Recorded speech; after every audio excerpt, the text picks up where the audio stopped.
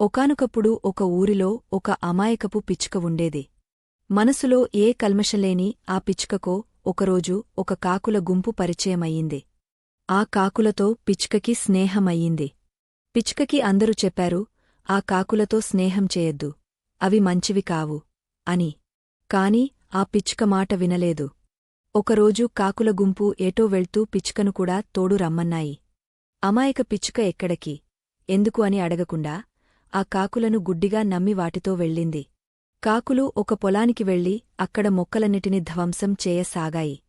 పిచ్చుక నిస్సహాయంగా ఏమి చేయాలో తెలిక అటూ ఇటూ గెంతుతూ ఉంది. ఇంతలో ఆ పొలం రైతులు పరిగెత్తుకుంటూ వచ్చి ఒక పెద్ద కర్రతో ఆ కాకులను కొట్టడం మొదలెట్టారు. కాకుల గుంపుకు ఇది అలవాటే. అవి తుర్రున ఎగరిపోయాయి. పిచ్చుక రైతులకు దొరికిపోయింది.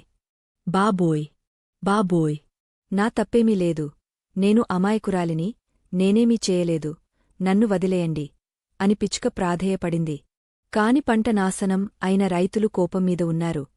పిచ్చుక మాట నమ్మలేదు కదా. దానివైపు అసహ్యంగా చూసి మరో 2 దెబ్బలు వేశారు. ఇతరులు మన మిత్రులను చూసి మన గుణం ఏమిటో నిర్ధారించుకుంటారు.